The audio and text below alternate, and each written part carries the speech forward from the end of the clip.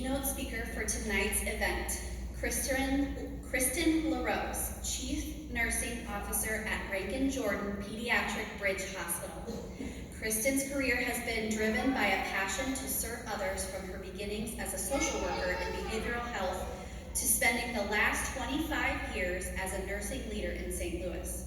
She has worked with patients and families across the healthcare spectrum and loves helping complex pediatric patients get the best chance at recovery through the innovative model at Rankin-Jordan Pediatric Bridge Hospital. Her passion is leadership and mentoring the next generation to serve and provide exceptional care to those we serve. Kristin is actively involved with the Missouri and St. Louis Organization for Nurse Leaders, the Missouri Hospital Association, and serves on the board of directors for Haven House.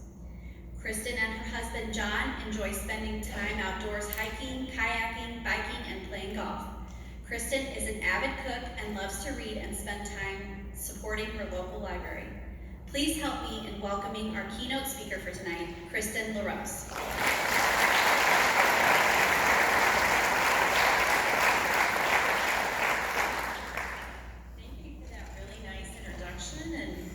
Thank you, Dr. Ross and Dr. Paul, for having me, and thank you all for having me. It was truly an honor to be asked to get to talk with you. And although I've done a lot with my nursing career and I've been in leadership for a long time, my talk is really geared around my journey as a nurse, because I feel it's just the core of who I am, and you all are just getting started on this journey, and I'm really excited about that. So, did you know that when a sample of random Americans were asked to rate the honesty and the ethical standards for various work groups, more than 84% rated nurses as high or very high? It may come as no surprise to those of us in this profession, or those of you just beginning your journey, that the annual Gallup Honesty and Ethics Poll results released in December of last year ranked nursing as the #1 most trusted profession for the 17th year in a row. Whether you feel this distinction is earned through the degree of intimacy that we have with our patients, our ethical code that we uphold to always do what's right for our patients, or simply because we are the outstretched hand to hold when people are at their most vulnerable. That trust comes from personal experiences and knowing that nurses make up the largest percentage of our healthcare workforce. Just about everybody has had some form of interaction with a nurse, either as a patient, a parent, a family member, or maybe a friend. We know that nurses are always there and they always put their patients first. According to our American Nurse Association president, Pamela Cipriano, she says every day and across every healthcare setting, we nurses are on the front lines providing care to millions of people. Nurses' contributions to healthcare delivery, public health challenges, natural disaster relief, research, education, and much, much more are unmatched and are invaluable. Nurses are compassionate caregivers. We're advocates, we're confidants, we're liaisons, we're critical thinkers, we're responsible, we're selfless. I could go on and on. Nursing is truly a profession like no other. Advance for me. So what's your why? Why do you want to be a nurse? I've spent the last 22 years working in this amazing profession. And when I ask newly graduated nurses why they became nurses, I always get a variety of responses. I want to help people. That's usually the most popular answer. I want to make a difference. I've wanted to be a nurse since I was little. My mom, my grandma, my sister, my aunt, my second cousin, and my neighbor were all nurses, so I wanted to be a nurse. Recently, the responses I get more often than not are, nurses have awesome work schedules. Well, let me tell you, 12-hour shifts are nice, but they're long. Healthcare's where it's happening. It's all over the news. Nurses make great salaries.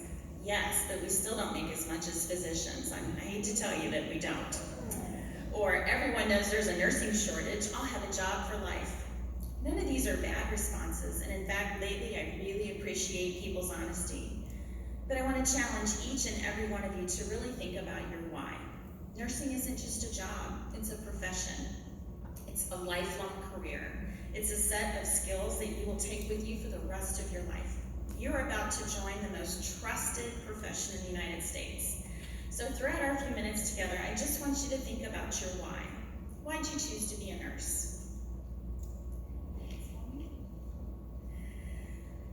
As I mentioned, I actually chose to be a social worker the first time I went to college. I knew that I wanted to help people, and I suffered for 2 years as a business major, and I hated it. So I switched to social work, and I flourished. I went from getting C's to A's. My parents were very happy, and thought that being some type of counselor or a therapist was really what I wanted to do. So I graduated with my bachelor's degree, and I began working for Research Medical Center in Kansas City, where I'm from, in their behavioral health outpatient program. I really thought I could save the world, like most lofty 22-year-old social workers thought I was ready for anything. So at my first job, I worked as a community support worker for the chronically mentally ill in Kansas City.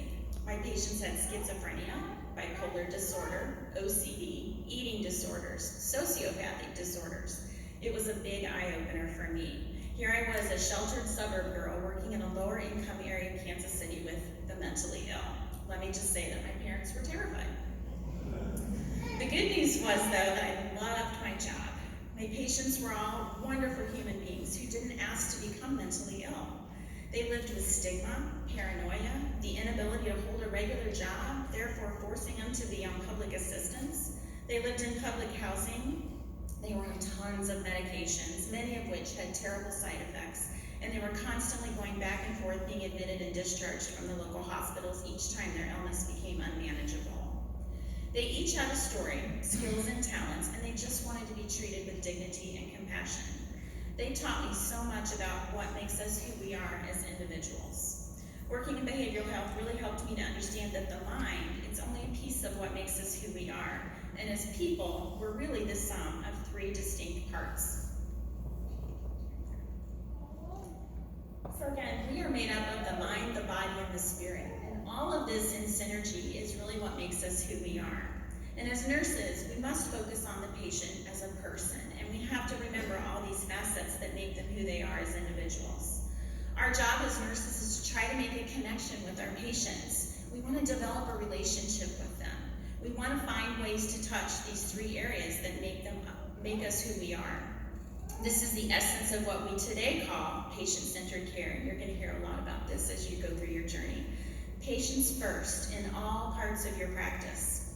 But I'm kind of getting ahead of myself. I want to share with you a little bit more about my journey as a nurse, and it really began with my patient, Troy. Troy was one of my patients that I worked with at the mental health clinic that I just adored. He was born with mild to moderate cerebral palsy, but he had also developed schizophrenia with delusional episodes as a young adult. Troy was fairly independent. He lived in his own apartment. He rode his bicycle every day to the local Pizza Hut just down the road where he made pizzas for a living. My job was to visit Troy weekly to check in, make sure he was taking his medications. I helped him learn how to manage his bills, and I just tried to be a buddy to keep him out of the hospital. Troy's life was not an easy one. Can you imagine having a bicycle as your primary means of transportation? His apartment was not the cleanest. Troy was not the best housekeeper. There were roaches around when I would visit, which is very common in low-income housing, I learned. But Troy always had a giant smile on his face, and he made sure that I had a bug-free chair to sit on when I came to visit him. Always gave me a clean glass of water to drink and silly jokes to make me laugh. He loved his job, even though sometimes he needed help with his medicines. He needed help getting to the doctor's appointments. He was a joy to work with, and he always looked at his life as one filled with positivity and opportunity. He was really a big kid. It was his mind, body, and spirit that so resonated with me. To this day, I'll never forget it, nor the impact that his spirit had on my wanting to be a nurse. It was working with Troy and the other mentally ill patients that I became fascinated with the medical side of mental illness, how medications affected people so differently, how the medical team working together created a lifeline for this population. I'd also become good friends with the nurse at the clinic, and I loved so much what she did that I decided I would go back to school to become a nurse, thinking that maybe I would work in behavioral health as a nurse. So I went back to school. I attended Maryville University, and I graduated with my bachelor's, which is where you guys will be shortly. attending weekend college, which meant I went to school on the weekends, and then I did my classroom, my clinicals on the weekends, my classroom during the week, all while working full-time, and I had just started my family. I lived on the edge of exhaustion, I'll admit, but I loved nursing school, and I knew I'd made the right choice, as my first class was pharmacology, which was what piqued my interest working in mental health to begin with. So nursing school really highlighted this concept of health. Again, it's when the mind, the body, and the spirit, they're all working together. That's what we want to try to achieve for our patients and to get to this state of health. Isn't it our goal in life to be able to live happily in this state, surrounded by our families and our friends and relationships that matter to us? As nurses, we have the opportunity to impact our patients' health every single day because we touch all these areas. We spend more time with patients than any other member of the healthcare team. So of course, we have the greatest opportunity to make a difference. So my nursing career started at St. Luke's Hospital, working the dreaded 3 p.m. to 11 p.m. shift. I'm not even sure the shift even exists anymore. And I was on a busy med-surg post-op floor. Although it was med-surg, which was not my favorite clinical rotation in school, I learned a ton, and I built a solid clinical foundation that helped me achieve the goals I've been able to now reach 22 years later. I was really able to master sterile technique, doing tons of abdominal dressing changes, which I loved. All my patients had IVs. I gave lots of medications. There was a constant flow of admissions and discharges. I was doing patient and family teaching and developing critical thinking skills that would help me make good clinical judgments about what was going on with my patient, all the while really learning how to be part of a team. I learned about safety, how to utilize evidence-based best practice, and that there was never a dumb question. So never stop asking questions. Nothing makes me more nervous is new nurses not asking questions. The collaboration with other nurses was a lifesaver for me as a new grad and helped me learn and improve my skills. It's not always easy. Maybe the shift was particularly hectic, one bathroom break in an 8 to 12-hour shift. Maybe an older nurse snapped at me about something. Maybe I had a patient that just didn't seem to like me. Being a nurse taught me that it was never about me, how I was feeling that day, but how can I take the best care of my patients? That's all that mattered. Our CEO at the time used to tell us that when we choose to work in healthcare, we choose to be a light for our patients. No matter what the circumstance, our patients depend on us. We need to always remember that even the smallest things we do can have a giant impact. The small things that he was always talking about really became clear to me just a short time later. So at the ripe old age of 38, I had been practicing as a nurse for 11 years, and things were going really well. I had been promoted to charge nurse on my med-surg unit, and then promoted again to assistant nurse manager of a brand new respiratory unit, and I was loving life. I had 2 small kids, I loved being in leadership, and I thought, I'm a rock star nurse, I've got it going on. Then one Sunday morning, after returning from church, I came home, I had crushing chest pain, and I ended up in an ambulance headed to the emergency department at St. Luke's, where I worked. How convenient. A couple of hours later, I learned that I had suffered an ST-elevated MI, which is medical speak you all will learn for a heart attack. All of a sudden, I was no longer Kristin, the nurse manager on Division 9700. I was now the patient being transferred to the telemetry floor. I was used to being the one in charge, but now I found myself on the other side of the bed, and I had little control of anything. I now know what it felt like to have to go to the bathroom, putting on my call light, and then having to wait for somebody to come in because I couldn't navigate my IV tubing, my oxygen tubing, and my heart monitoring cords without tripping. I learned firsthand how irritating and inconvenient having an IV really was, how noisy a hospital was, and that when I asked for staff to please keep my door shut to help with the noise and for privacy, most people forgot, and how frustrated I was. How I had a roommate that was way sicker than me, who was up all night in pain, was incontinent, needed constant attention from the nurses. Now I understood why patients don't get good rest in the hospital unless they're medicated. The constant flow of people coming in and out of my room and not always knowing who they were or what their role was because not everybody took the time to introduce themselves. Again, it's the small stuff. How the food wasn't the greatest, how uncomfortable hospital beds and pillows really were. How when it was time to go home, I was given piles of paperwork and teaching materials. I think they reviewed them with me, but I couldn't remember, and how overwhelmed I felt when I got home. All the things that were just part of my regular workflow when I was taking care of patients as their nurse now suddenly took on a whole different meaning. I had a different perspective, and really appreciating the little things ended up being the big things in terms of the care that I received. It was the patient listening ear of the nurse that made the difference. The nurses that took the time to get me as comfortable as possible. The nurses that got me good coffee from the hospital coffee shop and not from the awful coffee maker stashed in the kitchen. Who closed the blinds when the sun came in too light. Who took the time to explain things to my family, knowing that everything for me was kind of a blur. I was blessed with some wonderful nurses during my stay, but I have to admit, there were a few that were not so good.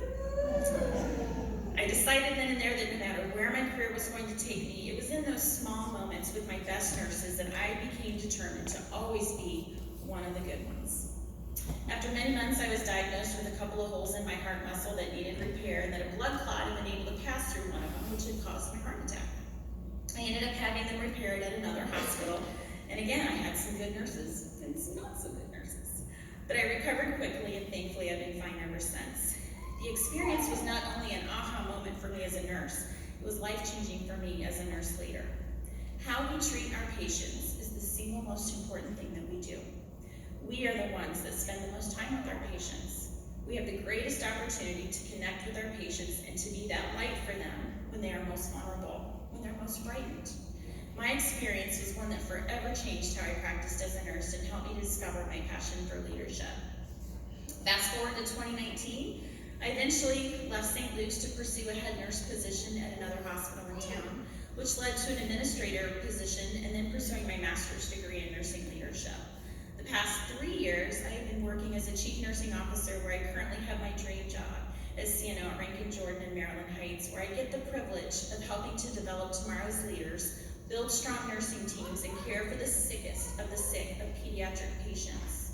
My greatest joys in my professional life are sharing my experiences as a bedside nurse, but more importantly, my experiences as a patient with my team, to help them be the best nurses they can be, and to always be one of the good ones. So leadership is not about titles, positions, or flowcharts. It's about one life influencing another. Leadership is a privilege that I don't take lightly, and I want our next generation of nurses, I want you all, to embrace the idea that every little thing you do for your patient matters. I remind them to focus on the small stuff during a long 12-hour shift, the small individualized ways that you can connect with your patients and be that little light when they need it most. One of my favorite quotes in the whole world, enjoy the little things in life because someday you'll realize they really are the big things. So what's my ride? One more story and I promise I'll wrap it up. One night I was a manager on call and I had to go in to cover a shift on the orthopedic floor. Wasn't particularly excited about having to work a night shift since I'd already worked a 9-hour day shift, and I really didn't want to have to work orthopedics. I hate bones, it's my least favorite specialty. So here I show up at 11 p.m. and I'm getting a report, and I learned that I'd been assigned to care for a patient that was dying of metastatic cancer and had been transferred to orthopedics because the oncology floor was full. I'm now embarrassed to admit that my first thoughts were, this is going to be a long and depressing night. Am I up for this? I learned that my patient had been a healthy 40-year-old woman who came home one day after an exercise class and she fell in the shower. Her legs had just given out, causing the fall. Kind of strange for a healthy 41-year-old woman. Well, she learned later that she had stage 4 bone cancer and was now nearing the end of her life at age 42. The charge nurse tried to reassure me that things would be fine. She'd given me a smaller assignment so I'd have plenty of time to be with this patient, and that, I was a manager, so I can handle this patient. Not sure I understood her logic at the moment, but again, I wasn't offered a choice. I was headed in. So I finished getting a report and I headed into my patient's room, hoping that it wasn't as bad as it sounded. The room was dark and my patient was laying on her side with her back turned to me.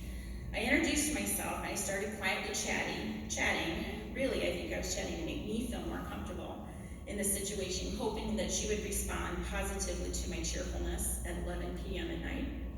After several minutes of chatting, I asked her if she was comfortable, and she asked me to help her turn in bed. When I got her turned and began to busily adjust her pillows, she looked at me and she said, "Kristin, is that you? It's Lisa." I was so startled by this. The room was dark and I couldn't see her face at first. I knew my patient's name was Lisa, but that was all. She then said, "It's Lisa. I taught your daughter Paige piano lessons a couple of years ago." It was then that I realized who she was. My eyes had focused in the darkened room, but as soon as I clicked my pen light on, I recognized her. Only now she was sick, painfully thin, and she had very little hair. A shell of the woman that I once knew that was so full of life and love for the piano and her students. My eyes welled up, and I instantly knew that I was meant to work that night shift, to be on the floor and to be cared for so much, to be assigned to care for her. She was no longer the dying patient in 8612. She was Lisa, my daughter's beloved former piano teacher, and the teacher who did her annual recitals on Halloween so that the kids could dress up and she would save to help them relax more and be able to perform. Just like. So I spent my entire shift caring for Lisa. Forgive me, get emotional. It was the little things that she needed most, the gentle turns in her bed, the creative ways I found to use her pillows to ease her pain, keeping cool washcloths on her forehead, giving her sips of water and good mouth care, talking about family, finding a radio so she could listen to music, because this was before cell phones, when we had Spotify right at our fingertips. Sure, I would listen to her heart and her lungs, I'd give her medicines, I got her labs done in the morning, all the medical stuff. It was the personal stuff that mattered, the small ways that I could bring a little light into her small, dark hospital room. That really is why I became a nurse.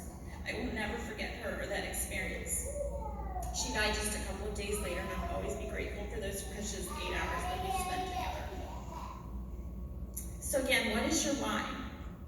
As you embark on your journey, I hope that you will always remember 3 things. First thing is you have chosen to become part of the most trusted profession, so stay trustworthy. Number 2, it's the small things that you do for patients that really are the big things. And finally, you have the opportunity to be a light for your patients and families every time you walk into their room. I have a small gift for each of you, your very own pen light, that I hope you will take with you on your journey and keep it in your pocket to use it in your practice. It's even got the little pupils on it.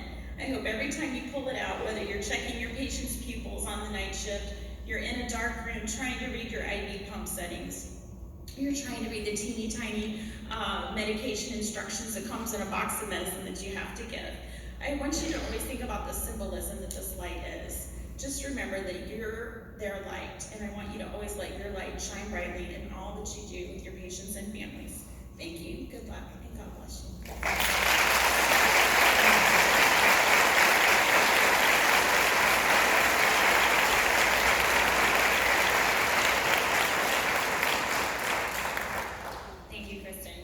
And yes, they have heard patient-centered care a lot just in 3 weeks in my class.